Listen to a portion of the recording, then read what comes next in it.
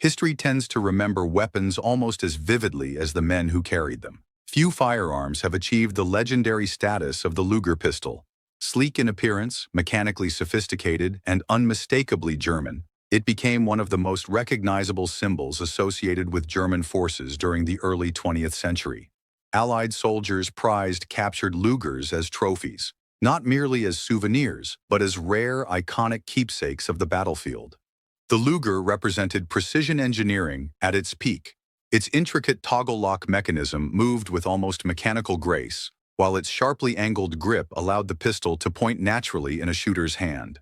Chambered for the 9mm parabellum cartridge, a round that would later dominate military and police arsenals across the world, it embodied innovation and deadly efficiency. Mention a German officer, and the image forms instantly: polished boots, iron discipline, and a Luger resting at his side. Yet one of Germany's most famous commanders didn't appear to favor it. Field Marshal Erwin Rommel, the man history remembers as the Desert Fox, was often photographed carrying an Italian Beretta rather than Germany's iconic Luger. Why would the most celebrated German general refuse the very pistol that symbolized German power? The answer goes far beyond personal taste. It reveals how Rommel fought wars, how he commanded men, and how reality often mattered more to him than reputation or symbolism. Understanding his choice of weapon is, in many ways, understanding the man himself, a commander far more practical, restless, and unconventional than legend alone suggests. Origins of a commander. Erwin Johannes Eugen Rommel was born on November 15,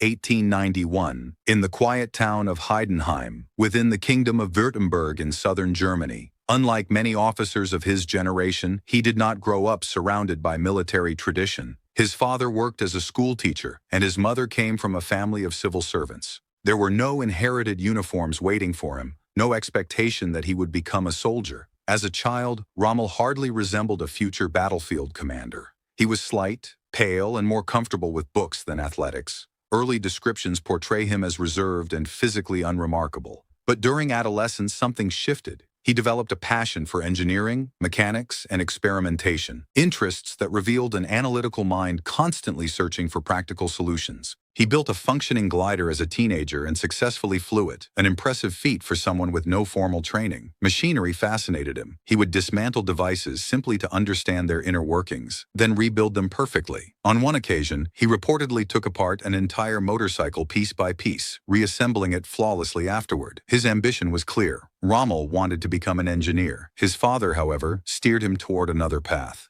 Without the academic results required for university engineering studies, Rommel was encouraged to pursue a military career instead.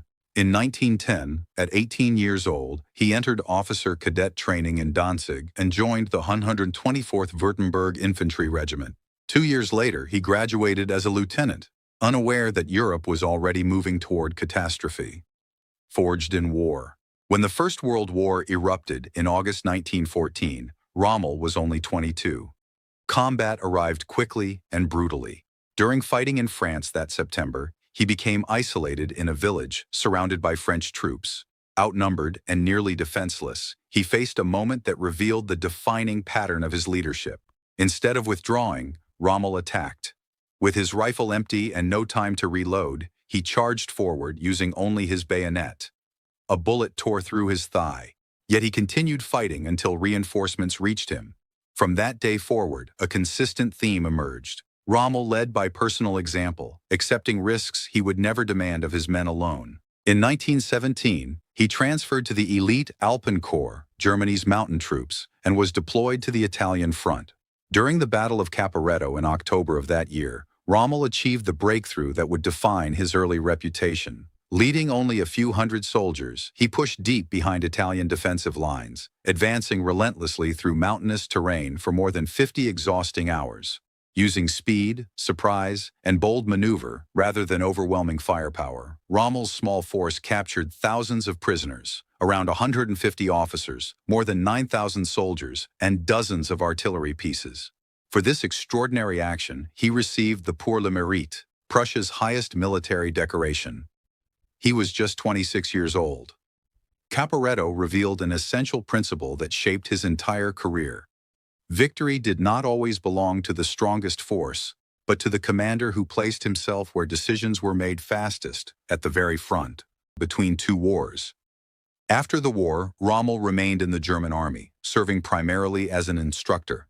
At infantry schools in Dresden and later at the War Academy in Potsdam, he gained a reputation as an exceptional teacher. His lectures emphasized initiative, movement, and battlefield awareness rather than rigid adherence to doctrine. These lessons were eventually compiled into a book titled Infanterie Greift and Infantry Attacks. The work became widely respected and was even adopted by the Swiss Army as a training reference. More importantly, the book contributed to his growing reputation within the German military and political leadership, eventually bringing him to Hitler's attention. Impressed by Rommel's ideas and clarity of thought, Hitler invited him in 1936 to command his personal security detail during the Nuremberg Rally. This marked the beginning of a complicated relationship, one that would elevate Rommel to national fame, while eventually entangling him in the dangerous politics of the Third Reich. The Ghost Division. In May 1940, Germany launched its lightning invasion of Western Europe. Rommel, now commanding the 7th Panzer Division, demonstrated a style of warfare few had witnessed before. He refused to remain safely behind the lines. Instead, he moved constantly with the spearhead of his forces, often inside the lead tank, exposed to enemy fire. His division advanced with astonishing speed and unpredictability. German headquarters frequently lost track of its exact position. Soldiers began calling it the Ghost Division because it seemed to vanish from operational maps and suddenly reappear deep inside enemy territory. At the Meuse River crossing, Rommel personally joined assault units under French fire, directing artillery, encouraging infantry, and even replacing wounded tank crewmen during combat. Traditional doctrine dictated that divisional commanders coordinate from secure headquarters. Rommel ignored tradition completely. Within 6 weeks, France collapsed. The success of the 7th Panzer Division transformed Rommel into a national hero and earned him a new assignment that would define his legend. Into the desert. In February 1941, Rommel arrived in Tripoli, Libya. The situation facing Axis forces in North Africa was catastrophic. British and Commonwealth troops under General Richard O'Connor had shattered the Italian 10th Army during Operation Compass, capturing approximately 130,000 prisoners and driving Axis forces hundreds of miles westward. Rommel's official orders were cautious: stabilize the front and prevent further British advances. He ignored them almost immediately. Within hours of arrival, Rommel was airborne in a reconnaissance aircraft surveying the desert battlefield himself. What he observed convinced him that British forces were dangerously overstretched. Supply lines were thin, units had been redeployed to Greece. Opportunity existed where others saw only retreat. On March 24, 1941, before his full army had even assembled, Rommel launched an attack. The British were completely surprised. Benghazi fell within days. By April, Axis forces had advanced to the Egyptian frontier and surrounded Tobruk. Months of Allied victories were reversed in less than 2 weeks. British journalists reluctantly coined a nickname that would endure forever: the Desert Fox. German propaganda eagerly embraced the image, transforming Rommel into an international symbol of military brilliance. Yet the title captured only part of reality. His true advantage was not cunning alone, it was presence.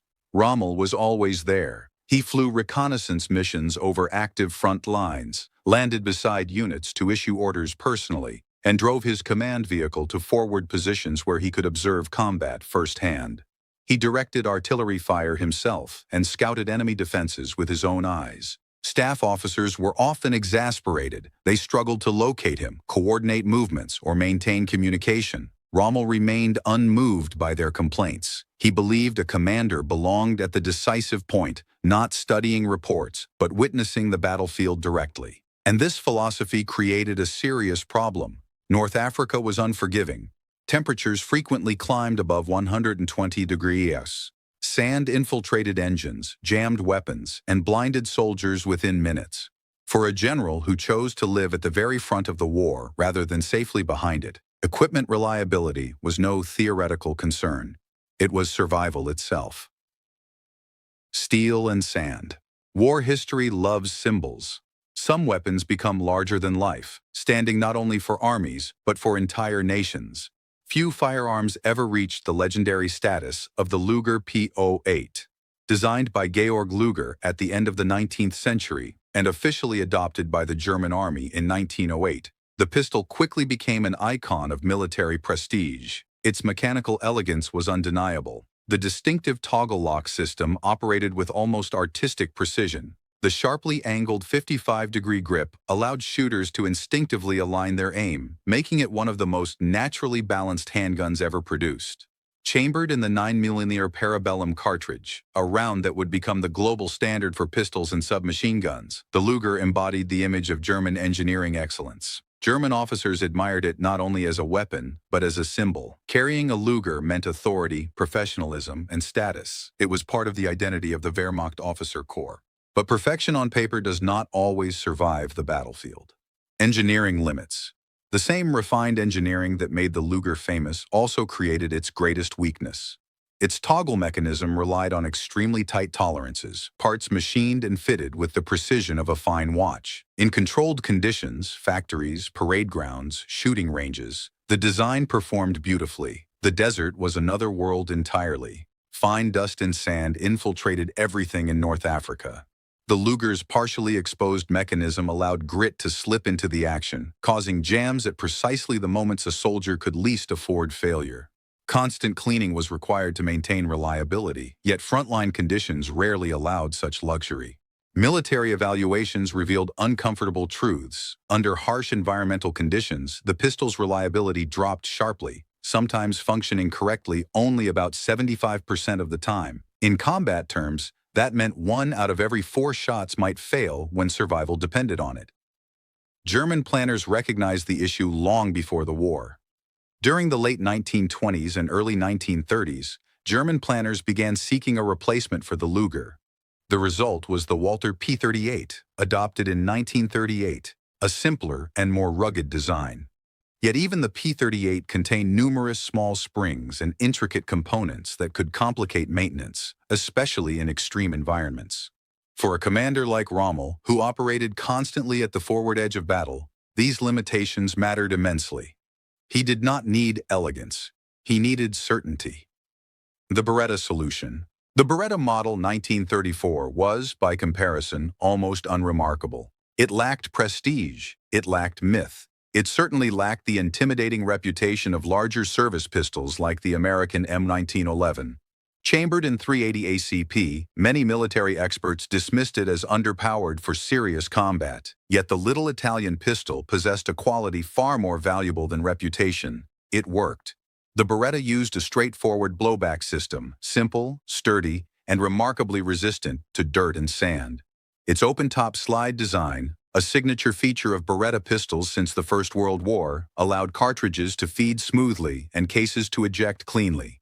Jams were rare. Maintenance was minimal. Field stripping required no tools and could be performed quickly, even by touch in darkness. Sand in the action? It fired. Dust clogging the mechanism? It fired. Extreme heat warping metal parts? It fired. The pistol had been designed for Italian campaigns in Ethiopia, Spain, and the Balkans, places where equipment rarely received perfect maintenance.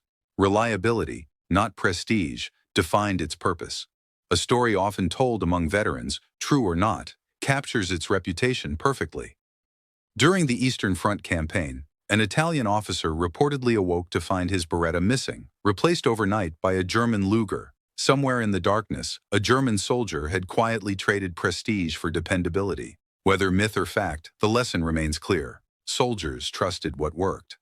Command and coalition. For Rommel personally, the Beretta offered additional advantages. Compact and lightweight, roughly 6 inches long and just over 20 ounces unloaded, it suited a commander constantly moving, climbing into aircraft, jumping between vehicles, and rushing toward forward positions. The softer recoil of the .380 cartridge allowed quicker follow-up shots and reduced fatigue during prolonged action. Rommel never intended to fight tanks with a sidearm. He needed a weapon for sudden danger, a last line of defense if the front collapsed around him. The Beretta provided exactly that, practical, dependable, and free of unnecessary complication. There was also a political dimension rarely discussed. In North Africa, Rommel commanded not only German units but large Italian formations that often outnumbered his own troops. Relations between the two armies were complicated. Many German officers privately doubted their Italian allies, creating tension within the Axis coalition. Rommel understood that alliances required respect as much as orders. Carrying an Italian sidearm sent a subtle message. It acknowledged Italian equipment, Italian contribution, and Italian partnership.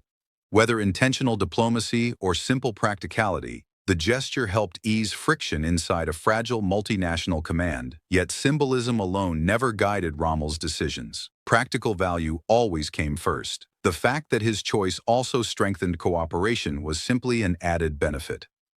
A pragmatist's legacy.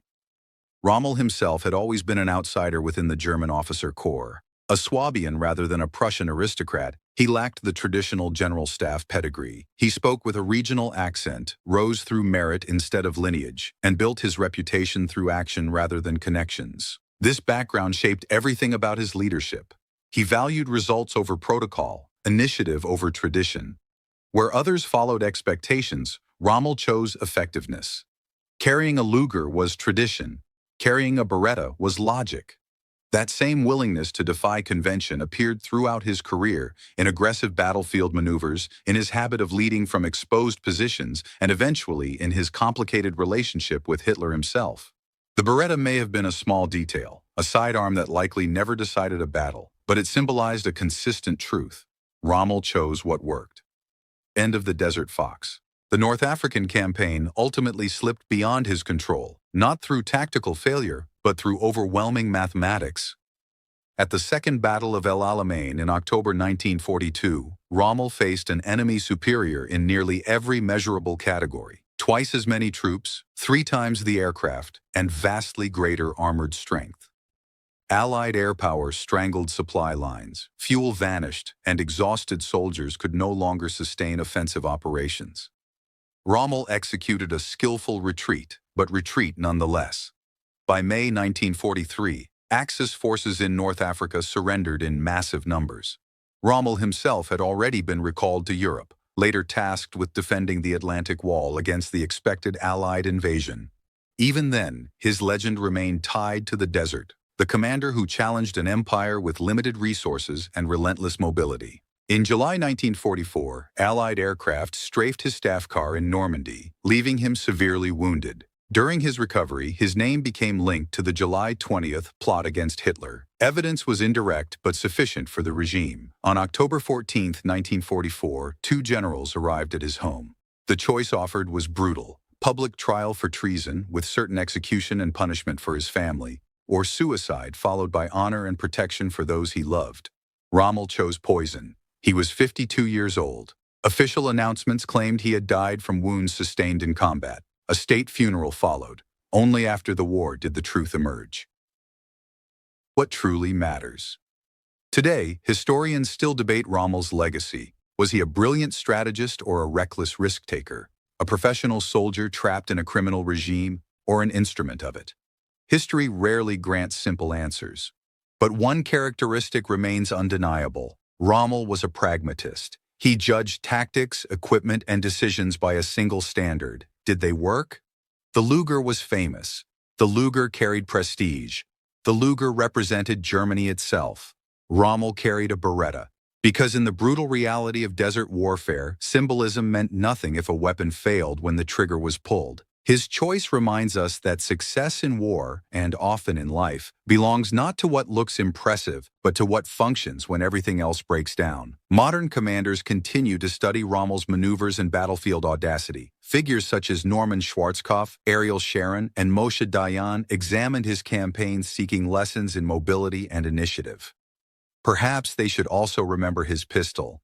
Because sometimes the deepest wisdom of a commander is revealed not in grand strategy, but in the smallest, most practical choice.